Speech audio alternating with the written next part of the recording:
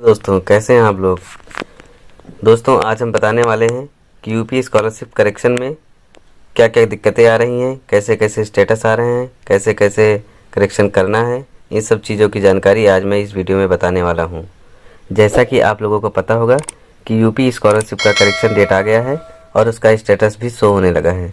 अगर करेक्शन में बहुत ज़्यादा दिक्कतें आ रही हैं, बहुत ज़्यादा डाउट्स हैं, जिसे हम आज क्लियर करने की पूरी कोशिश करेंगे।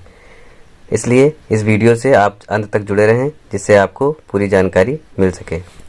दोस्तों कई लोगों ने हमारे पास इस तरह से अपना स्टेटस भेजा है, जिसमें कई तरह की दिक्कतें आ रही हैं, जिसे हम आज दूर करने का प्रयास करेंगे कि आपको क्या करना होगा।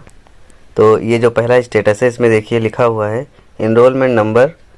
Enrolment roll number mark not matched with university uploaded data.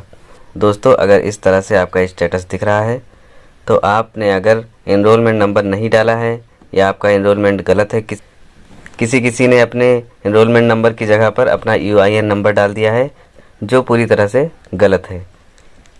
इसकी वजह से आपका ये स्टेटस शो हो रहा है। अगर आपने अपना एनरोलमेंट नंबर नहीं डाला है तो आपके फॉर्म में संशोधन का ऑप्शन आएगा। उस संशोधन के ऑप्शन पर जाकर आप अपना एनरोलमेंट नंबर, जो आपके प्रीवियस ईयर की मार्कशीटों में होगा, अगर आपका थर्ड ईयर है या सेकेंड ईयर है तो फर्स्ट ईयर की मार्कशीट में आपका एनरोलमेंट नंबर होगा। अगर आप एमएससी एमए कर रहे हैं तो बीएससी की मार्कशीट में आपका एनरोलमेंट नंबर होगा। अगर आप अदर यूनिवर्सिटी से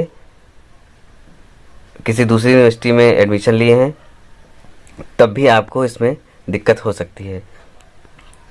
अगर किसी की यूनिवर्सिटी दूसरी थी और वो अदर यूनिवर्सिटी में एडमिशन लिया हुआ है और उसका एनरोलमेंट नंबर नहीं है, तो सबसे पहले आपको अपने उस यूनिवर्सिटी में जाकर वहाँ से माइग्रेशन लाना होगा। और माइग्रेशन अगर आप ले लेते हैं तो उसके बाद दूसरी यूनिवर्सिटी में आप ऑनलाइन या ऑफलाइन तरीके से यूनिवर्सिटी जाकर उसके बाद उस माइग्रेशन को सबमिट करना होगा। उसके बाद आपको वहाँ से एनरोलमेंट नंबर प्रोवाइड किया जाएगा। जहाँ तक है कॉलेज में आप एप्लीकेशन देकर भी इस चीज़ को दूर कर सकते हैं। कॉलेज अपनी लिस्ट भेजेगा वहाँ पर कि कितने लड़कों का एनरोलमेंट नंबर नहीं है। तो उसको पिछली बार तो यही हुआ था कि अगर ऐसा डाटा आ रहा था, तो इस तरह से अगर डाटा आ रहा था तो ये अपने आप से वेरीफाई हो गया था बाद में। लेकिन इस बार की कंडीशन, हर बार तो कंडीशन चेंज हो जाती है, तो मे बी अगर ये नहीं ठीक हुआ तो तब तो आपका पैसा रुक जाएगा।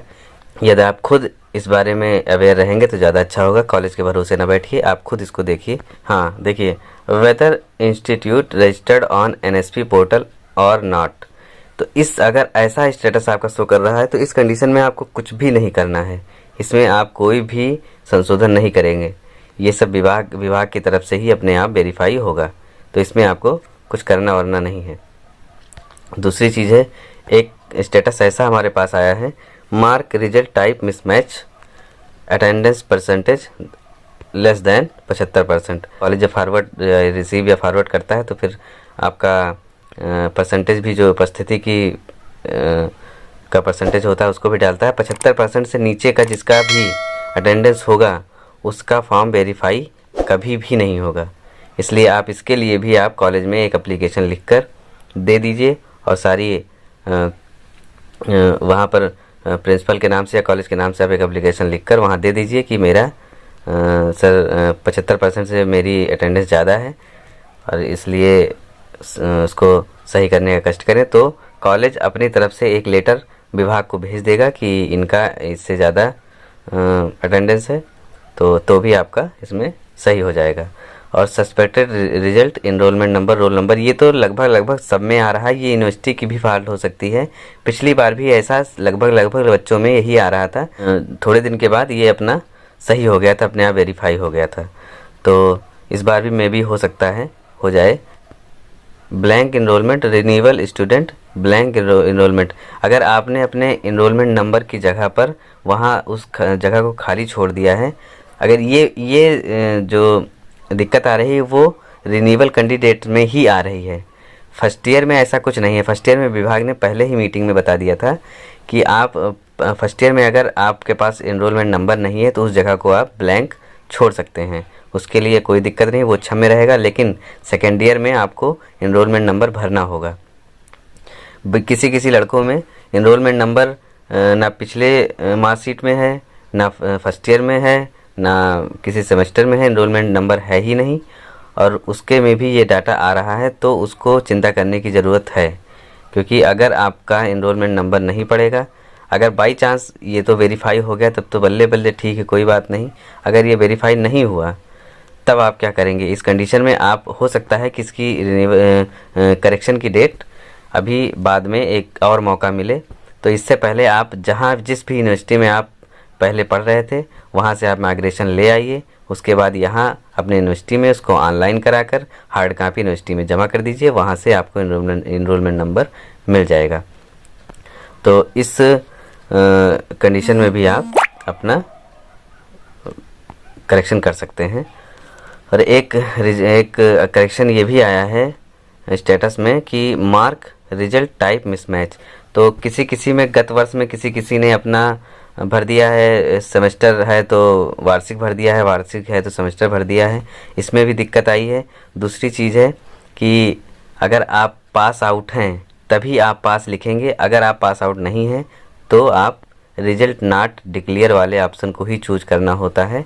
तो जहाँ पर आपने गलती की होगी, अगर ऐसी कोई दिक्कत है तो भी आप करेक्शन अगर आ रहा है तो करेक्शन खुल रहा है तो आप उसको खोलकर उसको सही कर लीजिए। और यहाँ पर एक चीज़ और आई है कि अगर वही जो हम पहले बताए थे कि अगर आपका जो गत वर्ष का नंबर परसेंटेज है, अगर कॉलेज ने फॉरवर्ड करते समय उसको गलत भर दिया है तब भी आपका ऐसा डाटा शो कर सकता है। तो इस स्टेटस को कई बच्चों ने हमारे पास भेजा तो हमने सोचा कि आपको बताते चलें। एक स्टेटस और भी आया है कि high school board data match with UP board, CBSE, ISC board. इसमें भी ये दिक्कत आई है कि किसी का हो सकता है सीबीएसई बोर्ड रहा हो और उसने यूपी बोर्ड चूज कर लिया, या यूपी बोर्ड रहा हो सीबीएसई बोर्ड चूज कर लिया, आईएससी बोर्ड रहा हो सीबीएसई चूज कर लिया। तो इसमें भी, इस कंडीशन में भी आपको दिक्कत हो सकती है। इसके लिए आपको एक अपना एप्लीकेशन और स्टेटस की फ़ोटोकॉपी ये आपको कॉलेज में लगाकर जमा करनी है। और आप जहाँ भी आपका कॉलेज है वहाँ पर आप चले जाइए, इसको वहाँ पर जमा कर दीजिए कि सर हमारा ऐसी मेरे करेक्शन मांग रहा है, क्योंकि ये करेक्शन में सही नहीं होगा, ये कॉलेज को ही समाज कल्याण से सही कराना होगा। उसके बाद एक और करेक्शन आता है कि डुप्लीकेट इनकम सर्टिफिकेट नंबर। जैसे कोई बच्चा है, उसके फादर के नाम से सर्टिफिकेट बना हुआ है, कास्ट का या इनकम सर्टिफिकेट बना हुआ है। तो इस कंडीशन में अगर उनके दो बच्चे हैं, आपका भाई भी है या आपकी बहन है, और दोनों में एक ही सर्टिफिकेट को यूज़ कर दिया गया है, तो इस कंडीशन में डुप्लीकेट इनकम सर्टिफिकेट नंबर का स्टेटस शो होना बनता तो है। जैसे किसी का सर्टिफिकेट नंबर 750 है, मान लेते हैं 750 है, दूसरे में भी 750 आ रहा है, तो उसको मैच ही माना जाएगा। तो इस कंडीशन में भी आपको एप्लीकेशन ही देनी है वहाँ पर, ये क्योंकि ये खुलकर नहीं आएगा, क्योंकि ये इसका करेक्शन खुलकर उसमें नहीं आएगा। इसके लिए भी आपको अपने कॉलेज में एक एप्लीकेशन लगाना है कि मेरा भाई और अपने भाई का या आपकी बहन है उसका स्टेटस, अपना स्टेटस एक साथ लगा दीजिए। उसके बाद उसके ऊपर एक एप्लीकेशन लिखकर आप कॉलेज में सबमिट कर दीजिए। इस कंडीशन में भी आपका ये अपने आप सही हो जाएगा। तो दोस्तों, मे भी इस जानकारी से आपको बहुत हेल्प मिलेगी, जिससे आप अपने फॉर्म में करेक्शन आसानी से कर पाएंगे।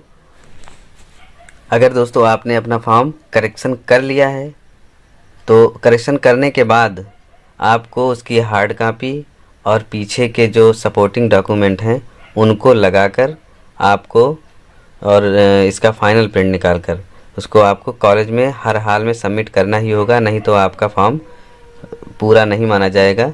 उसको यहाँ से जो जमा करेंगे तो वहाँ पर पोर्टल से उसको फॉरवर्ड किया जाएगा।